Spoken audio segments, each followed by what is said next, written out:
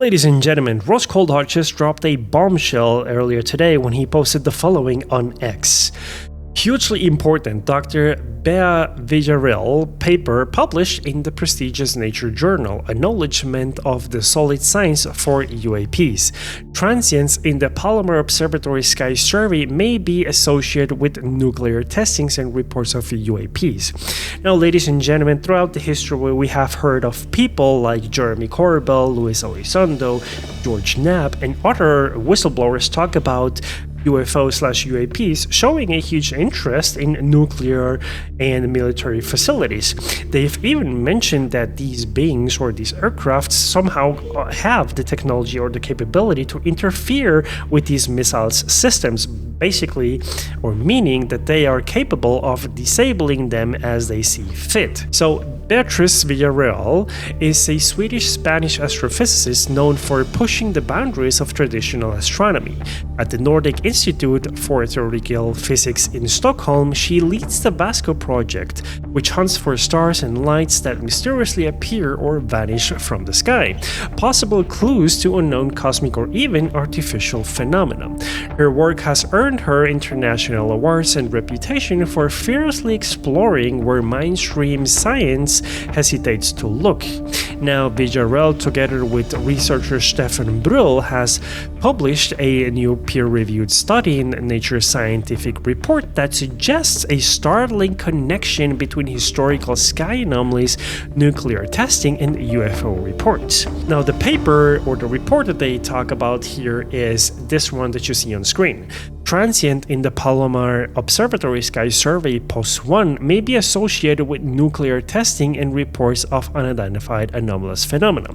But why is this so interesting? Why is this so important?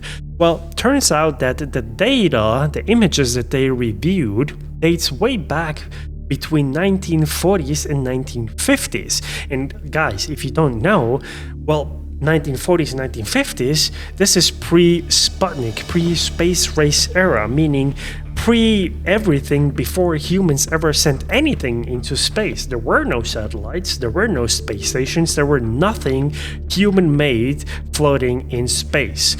And the anomalies that they detected during the analysis of these pictures, plates taken by this telescope, was that in some pictures there saw some very shiny artifacts or objects, and then in the next picture, on the same date, maybe a few time frames difference, there was nothing else there. Now, the team analyzed thousands of photographic plates from the Palomar Observatory Sky Survey between 1949 and 1957. Hidden within these images were transient short-lived star-like lights that appeared once and never again. When they compared these mysterious flashes to dates of above-ground nuclear tests and the UFO sightings, something unexpected emerged.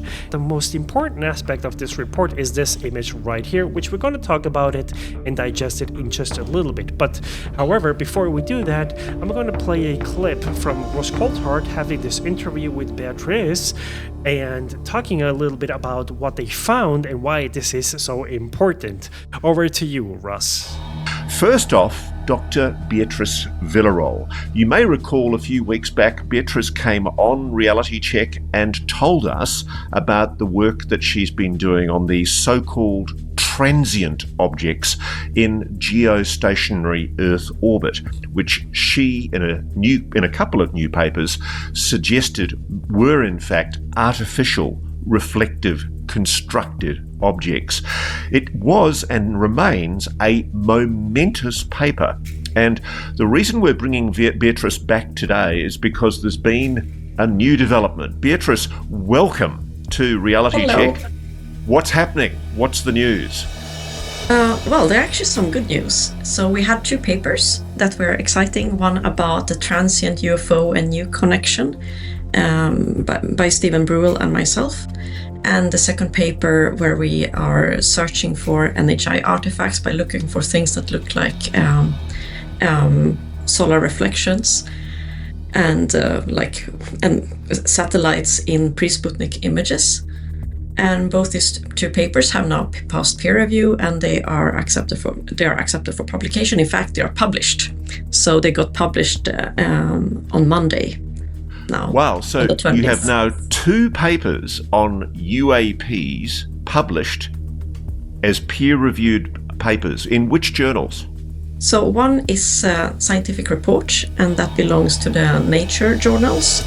And the second is publications of the Astronomical Society of the Pacific, PASP, and it's a good astronomy journal. This is momentous, Beatrice. I know how hard it is to get anything on UAPs past peer review.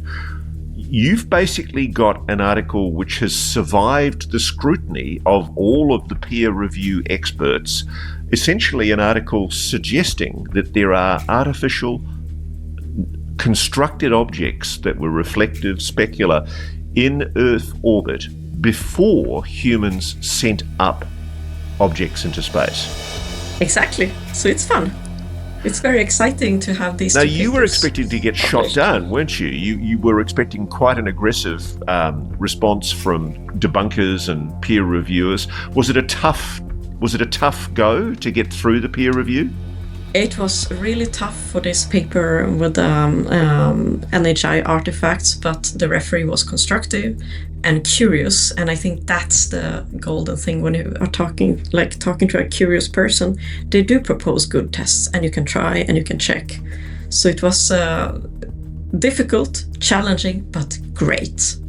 I enjoyed the process. Congratulations. I mean, it's very rare to get anything relating to UFOs, UAPs, unidentified objects into a peer-reviewed journal, especially journals as prestigious as the ones you're talking about. Let me do a quick summary. So the study that you did, you were looking at pre-satellite transient sky events, and you basically analysed nearly 300,000 short-lived transient events that were captured on red sensitive photographic plates from the first Palomar sky survey. And these exposures were all taken between 1948 and before humans put satellites up in the late 1950s. And each of these exposures lasted about 45-50 minutes. And you focused on identifying cases where 3 or more transient points appeared along a straight line during the same exposure. And the reason why those lines matter is if a single flash appears on a sky plate, it could be a glitch, but multiple point-like lights perfectly aligned and visible in one long exposure photo, that hints at something coordinated, possibly spinning or reflective objects. And you can rule out natural sources like meteors, stars, and asteroids. They don't line up and appear simultaneously.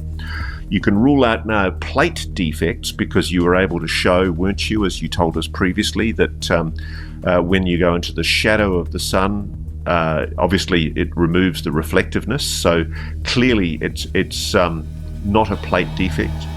And you basically, what the only plausible explanation is artificial reflections from flat, highly reflective surfaces in geosynchronous orbit.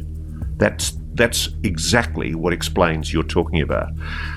How many of these objects are we talking about, Beatrice? So we had 2 candidates that are highly interesting that the paper resulted in, and there's still one little caveat. For these 2 candidates, there's a minuscule chance that it might be something called optical ghosting in the instruments. What speaks against it is because we looked at the blue sensitive images and you don't see anything there. If it would be optical ghosting, you would also see, with the same setup of the instruments, you would see something there, but we don't. However, we always leave that little caveat. But what even more talks about that these things are real is because when we look at all the transients, not only at the aligned ones, but all the transients in the Earth's shadow, we do see this huge deficit of transients. And that really speaks for that what we are dealing with are solar reflections from very flat, very reflective objects in geosynchronous orbits. Doctor, tell me, what could this be? What are these objects? Well, these are objects before Sputnik 1, when humans had nothing up there.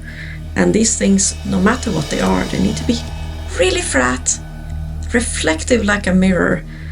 And I personally don't know anything natural that produces and that looks like that fulfills these requirements. And so am I correct in saying there are literally tens of thousands of these objects that you've detected? we see that roughly 35,000 transients are belonging to this kind of category, but that is just for the northern hemisphere, which means that we would need to have around 70,000 of transients around, for the whole Earth. And from that we can estimate that maybe tens of thousands to hundred thousands of objects around the Earth must have been there. Now, we know that they were there in pre-Sputnik 1950s. What do we know about whether they're still there? Can we rule out the possibility or the probability that they're still there in geosynchronous orbit? I have no idea, because if these are what I think they are, if these are artificial objects which the signatures are pointing towards, I have no idea what they could have done or if they are there still. I would assume they're there still. But it's a reasonable conclusion, isn't it, Doctor, that if these are artificial objects, some civilization has constructed them? Yes, I would say so. It's not ours. And when your peer review colleagues asked you questions, were they aware of the significance of what these papers are pointing to? I don't know. We were talking about the technicalities, not about the implications. It's interesting because scientists get bogged down, and obviously for good reason, in exploring alternative prosaic explanations. But when you think about it and step back from the implications of what you're saying, this is massive.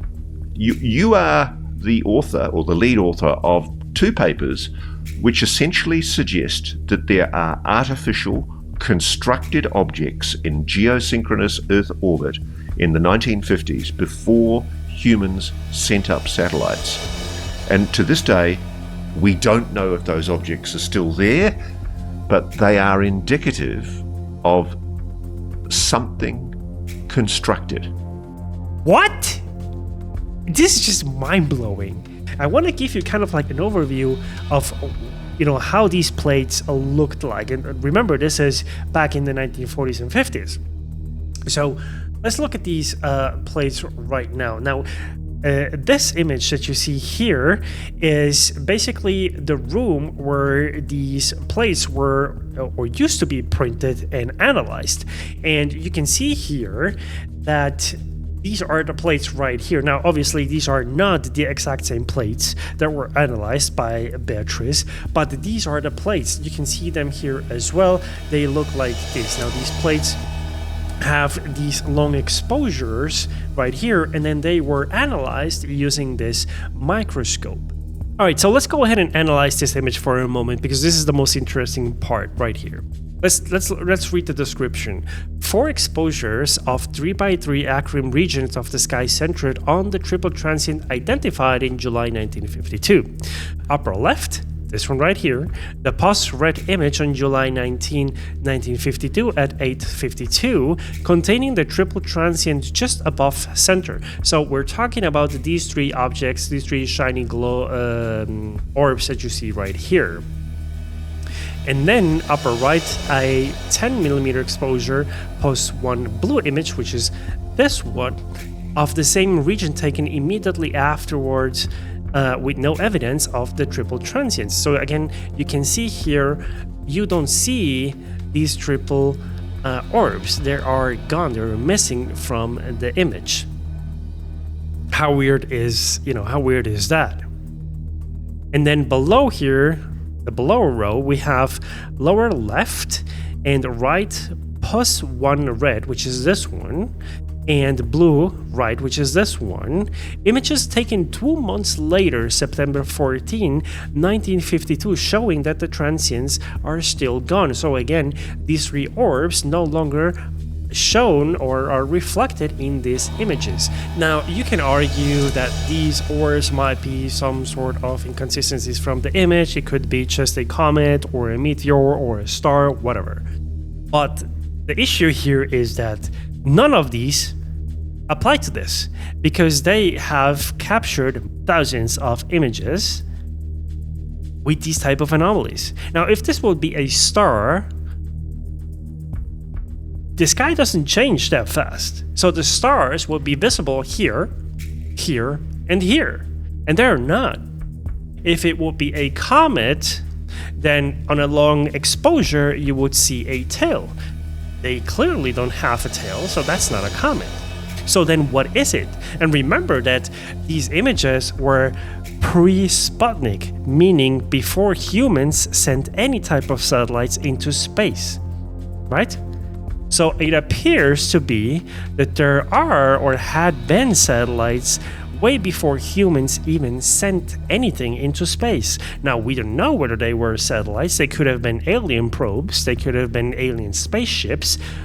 But there clearly was something in the skies way back then. And so, this is the super interesting part of this whole situation and this report. Now, this report or paper is so important that even Jeremy Corbell and George Knapp talked about this. Let's go ahead and watch that for a moment, then we'll come back. What about your friend? I know I just read a bunch about Dr. Beatriz. You had Dr. Beatriz on your Netflix show, and you talked with her about what she called transient objects. She's probably, they're going to be attacking her research now that she put that out. I'd just be curious what you think about it. Have you seen it in the news? I have seen it. I've interviewed her, for that Netflix Investigation Alien. I interviewed her another time, and then she's been sort of putting me off for a couple of months, I think, waiting for her paper to be published. Actually, her and a group of colleagues have now had 2 papers published about this amazing finding. She had pored over thousands and thousands of sky photographs that were taken decades ago at Palomar Observatory, at the Harvard astronomy facilities, and noticed an anomaly. These objects that appeared to be stars, but were transient. In one photo, they were there. In the next photo, they're gone. Clearly, they were not stars. So over the years, she's developed a theory that they were, in essence, some kind of satellite. And there were a bunch of them circling the Earth. The main point is, though, they were satellites before we had satellites. So this paper has been published in 2 different publications. It's been peer-reviewed. I mean, it's a pretty powerful. You want evidence that somebody else is watching us? This is evidence if it bears out. I've seen the attacks already from debunkers. They're saying that these objects were mogul balloons. Yeah, they weren't satellites, but they were balloons that somehow got up into space, and there's a reflection of sunlight off of them that makes them look like metallic craft. Mogul balloons, if you'll recall, that was the double secret probation explanation for Roswell. It wasn't just a balloon, it was a rootin' tootin' balloon, Project Mogul, which of course, a lot of people accepted that, even though no mogul balloon had been released at the time of the Roswell thing. And so, the way it will work is these debunkers will release that, make that claim, it's balloons, and a lot of people will read it and walk away because it's easier to do that. It's easier to just wipe your hands, walk away, than dig into the data and pay attention to the conversation. I'm sure that Beatriz is going to respond to it. I look forward to seeing what she says. I think already you said you had read something about why that explanation doesn't work. Yeah, it was awesome. I just kind of started looking into it, and she responded directly back. Somebody was saying, it's probably balloons from this era. First of all, the altitudes don't match up, but even without that, she was just talking about the exposures being 50 seconds, and the balloons wouldn't show up like that. So she just smashed them with a single tweet. But it's really interesting. I first learned about her on your Netflix show, and then I kind of looked into her work, and then just being that she's doing these peer-reviewed papers, this is how it's done. So as you can see, this report is pretty important. It's a big milestone in getting something peer-reviewed, approved, and published anything related to UFOs / UAPs.